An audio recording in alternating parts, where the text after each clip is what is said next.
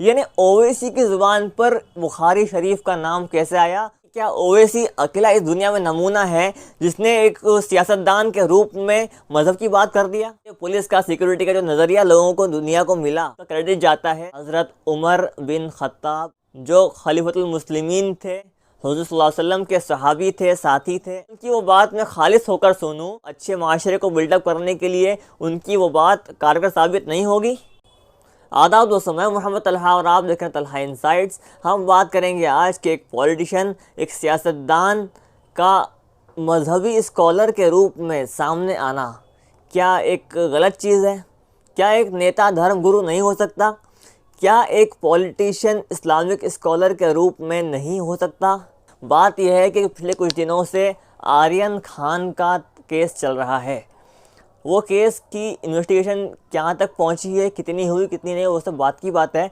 और शाहरुख खान महान अभिनेता के बेटे आर्यन खान के बारे में जो बातें चल रही है, उनकी चैट्स रिवील्ड हुई है, बहुत सारी सामने आ रही है, वो कितनी सही कितनी गलत है, कोर्ट कितना कबूल करेगा कितना रद्द करेगा, उस पर मैं आज बात नहीं करूँगा। दोस्तों, आज बात यह है कि असदुद्दीन ओवैसी साहब ने जब आर्यन खान के ताल्लुक़ से बात की, उसमें वो कह रहे हैं बहुत सारी बातें, जिनमें से एक बात पकड़कर हाईलाइट की जा रही है कि उन्होंने बुखारी शरीफ का हवाला देकर एक हदीस पाक सुना दी। वो कैसे हो गया? यानी ओवैसी की ज़ुबान पर बुखारी शरीफ का नाम कैसे आया? ओवैसी का इमाम बुखारी से क्या वास्ता? भाई, मुसलमान तो है ना बंदा। अब वो हुलिया उनकी मजबूरी है या उनका अपना शौक़ है या उनका अपना स्टाइल है, लाइफ स्टाइल अपनाने का तरीका है, वो जो कुछ भी है वो साइड है। मुसलमान तो बंदा है ना। हर मुस्लिम को हक़ है उनके बारे में बात करें, इसलिए कि हर मुसलमान का ताल्लुक़ है मुहद्दिसीन से, मुफस्सिरीन से, अइम्मा इकराम से, फ़ुक़हा से और उलमा से, अंबिया से, अल्लाह पाक से।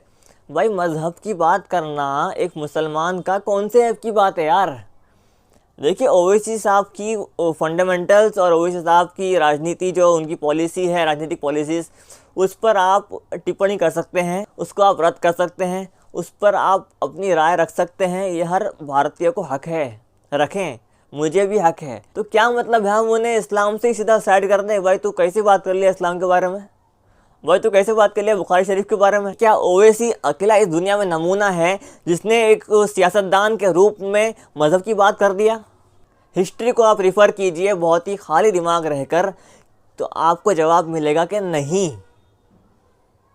बल्कि मैं अभी हाल के लोगों के नाम गिनाऊंगा, आपको हैरत होगी कि वो मिनिस्टर भी है, मुल्ला भी है, मौलवी भी है, मिनिस्टर भी है। मुसलमान अपने बड़ों के बारे में जाने पहचाने कि हमारे बड़े क्या थे, उनका स्टेटस क्या था, उनका प्रोफाइल क्या था। अगर ये जान लेते तो ये बातें सामने ना होती कि ओवैसी की ज़ुबान पर बुखारी का नाम कैसे आया। हरगिज़ नहीं। दोस्तों, बात ये समझें कि ओवैसी साहब ने बात क्या की है। मैंने सारी बातें सुन डाली उनकी, हालांकि शौक़ नहीं है बहुत ज़्यादा, लेकिन सुन लिया मैंने। और सारी बातों में से मैं समझता हूँ कि 100% नहीं तो कम से कम 98% उनकी सारी बातें वो सही थी, जितनी बातें वो कर रहे थे। मैंने पहले कहा कि आर्यन शाहरुख खान का केस, उस पर मैं बात फ़िलहाल नहीं कर रहा हूँ। वो केस किस हद तक थोपा गया है या सही है, इस पर मैं आज बात नहीं करूँगा, फिर कभी देख लेंगे। बस आज बात यह है कि एक राजनीतिक आदमी का, एक पॉलिटिशियन का ताल्लुक़ मज़हब से हो सकता है? अल्लाह के पाक पैगंबर, हम सब के नबी, हम सब के आका हज़रत मोहम्मद सल्लल्लाहु अलैहि वसल्लम के बारे में कितनी मशहूर बात है कि हुज़ूर पाक सल्लल्लाहु अलैहि वसल्लम एक ही वक्त में नबी थे और एक ही वक्त में अच्छे हुक्मरान थे, नहीं थे? फ़तेह मक्का के बाद क्या हुआ, ये वाक़या हम सबको नहीं मालूम है? क्या आप एक सियासतदान नहीं थे? अब सियासत का लफ्ज़ चूँकि आज की भाषा में ज़रा सा आउट हो गया है, इसलिए मैं उस लफ्ज़ को वापस लेते हुए ये कहता हूँ कि हुज़ूर पाक सल्लल्लाहु अलैहि वसल्लम क्या एक अच्छे आदिल बादशाह नहीं थे अपने वक्त के? क्या हुज़ूर पाक सल्लल्लाहु अलैहि वसल्लम के ज़रिए फिर खुलफाए राशिदीन ने जो लॉ बनाए, बल्कि ये पुलिस का, सिक्योरिटी का जो नज़रिया लोगों को, दुनिया को मिला, वो उसका क्रेडिट जाता है सबसे टॉप पर जिसने ये काम शुरू कराया, उनका नाम है हज़रत उमर बिन खत्ताब रज़ियल्लाहु अन्हु, जो खलीफतुल मुस्लिमीन थे, हुज़ूर पाक सल्लल्लाहु अलैहि वसल्लम के सहाबी थे, यानी साथी थे, और एक अच्छे आदिल बादशाह, आज की भाषा में अच्छे रूलर और आपको पता होगा कि 1/3 दुनिया में उनकी हुकूमत आ चुकी थी। अब बात के दौर को स्किप करके मैं आगे बढ़ता हूँ। दोस्तों, आते हैं हमारे देश, इस भारत देश की आज़ादी में जिन लोगों का अच्छा खासा कारनामा था, उनमें सरे फहरिस्त नाम आता है मौलाना सैयद हुसैन अहमद मदनी रहमतुल्लाह अलैह, जो मदीने पाक के मुदर्रिस, मतलब मस्जिद नबवी। एक तो अरब जल्दी किसी को माने ना, भाई हम अरब हैं, एक शान है उनकी, और अजमी यानी नॉन अरब को वो कबूल कर रहे हैं, तो कुछ तो दम होगा बंदे में। हुसैन अहमद साहब मदनी रहमतुल्लाह अलैह वो मस्जिद नबवी में दर्स दे रहे थे सालों साल। जब उनको ये पता चला वहाँ पर कि अंग्रेज़ ने, इनके एक उस्ताद थे मौलाना महमूद देवबंदी रहमतुल्लाह अलैह, इनके बारे में मालूम पड़ा कि मौलाना महमूद देवबंदी रहमतुल्लाह अलैह को अंग्रेज़ ने अरेस्ट वारंट जारी किया है और उनकी गिरफ़्तारी होने को है, तो वो इतना बड़ा मकाम मस्जिद नबवी में जाना ही एक कितनी फ़ख्र की चीज़ समझते हैं हम मुसलमान, हम जैसा। वो वहाँ बैठकर लोगों को इस्लामिक शिक्षा दिया करते थे।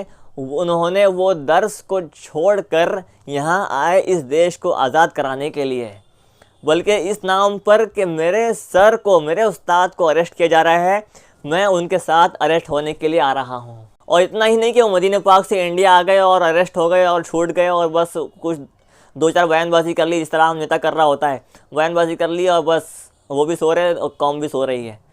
हरगिज़ नहीं, उन्होंने तो सारी कौम को जगाया, देश को जगाया, देश वालों को जगाया और इतना बड़ा कारनामा अंजाम दिया कि इंडिया की एग्जाइल गवर्नमेंट उन्होंने कायम की, जो अफ़गानिस्तान में जो टोटल इस्लामी मुल्क था और है, उसमें उन्होंने इंडियन गवर्नमेंट कायम किया।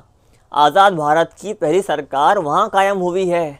The first government of an independent India has been established in Afghanistan, a Muslim nation. And उसका बड़ा बनाया जाता है एक नॉन मुस्लिम आदमी को। आप दिल देखें, मौलवियों का दिल कितना बड़ा होता है। बड़ा बनाया गया उनको जो नॉन मुस्लिम आदमी है, महाराणा प्रताप सिंह को। आप सोच सकते हैं। अच्छा, उस सरकार को बनाने वाले कौन थे और उस सरकार में कौन लोग थे, उस पर मेहनत किन लोगों ने की थी? दाढ़ी मुंडा एक आदमी भी नहीं मिलेगा उसमें आपको, सारे मौलवी मिलेंगे आपको। क्या लगता है? ये फ़र्क तो आज लोगों ने कर दिया है अपने सोच के हिसाब से, वरना फ़र्क तो आज भी नहीं है। बड़े बड़े लोग मिलेंगे दुनिया में आपको आज भी इस तरह के, जो पूरे हुलिये में और कट्टर मुसलमान और सच्ची मुच्ची के एक प्रैक्टिकल मुस्लिम, प्रैक्टिसिंग मुस्लिम मिलेंगे आपको। ऐसे बहुत सारे लोग जो अपने अंदर मज़हब पसंदी के साथ साथ, अल्लाह की इबादत के साथ साथ सियासी शऊर रखते हैं, जो कि हमारे इस्लाम में बहुत ही ख़ास दर्जा है इस चीज़ का।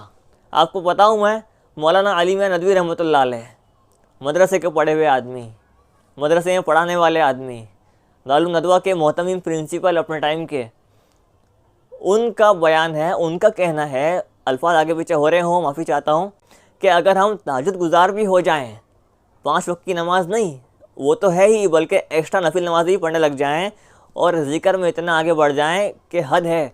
अगर हमारे अंदर सियासी शऊर बेदार नहीं है तो हम बहुत ही गिरे हुए हैं और बहुत ही नीचले दर्जे पर हैं, हमारी कोई हैसियत नहीं है। तरक्की में माने बताया उन्होंने इस चीज़ को जो हम जिससे गफलत बरते हुए हैं। और ज़रा सी अगर किसी पॉलिटिशियन ने इस्लाम की बात कर दी, अल्लाह का नाम ले लिया, हम भटक जाते हैं। ये तो हमारी अपनी कमज़ोरी है, इसको दूर करना चाहिए कि एक मज़हब पसंद आदमी, एक रिलीजियस आदमी, इस्लामी आदमी अपने देश का इतना अच्छा खैर का होता है और इतना कि जितना दूसरा कोई और नहीं हो सकता। इस कदर देशभक्ति उस आदमी में नहीं हो सकती कि जितनी कि एक मौलवी में होती है, मज़हब पसंद आदमी में होती है। अब ओवैसी साहब ने उलमा की सोबत में बैठने की बात की, उलमा के कदमों में जाके दीन हासिल करो उन्होंने बात की। देखिए, हो सकता है उनका पॉलिटिकल एजेंडा हो, लेकिन अगर उनकी वो बात मैं खालिस होकर सुनूं कि बंदा बात कर रहा है और लोगों में उसका असर क्या जा रहा है, क्या मैसेज दे रहा है लोगों को वो, तो क्या वो बात पॉजिटिविटी पर नहीं है? क्या वो बात आम इंसानों के लिए, ख़ासकर हमारे देशवासियों के लिए एक मोटिवेशन नहीं है? क्या अच्छी सोसाइटी को, अच्छे माशरे को बिल्डअप करने के लिए उनकी वो बात कारगर साबित नहीं होगी? क्या उन बातों का फ़ायदा नहीं होगा? क्या लगता है आपको? बस बेकार की बातें छोड़ें, अच्छे कामों पर किसी को अप्रिशिएट करना सीखें और बुरे कामों पर किसी को मजम्मत करना, निंदा करना सीखें। यही इस्लाम का पैगाम है और यही एक सच्चे और अच्छे इंसान की सोच है, आइडियोलॉजी है। दोस्तों, बस इसी बातों के साथ मैं अपनी बात को एंड करता हूँ। मिलते हैं फिर बहुत जल्द अगले वीडियो में अगले टॉपिक के साथ। बहुत बहुत शुक्रिया।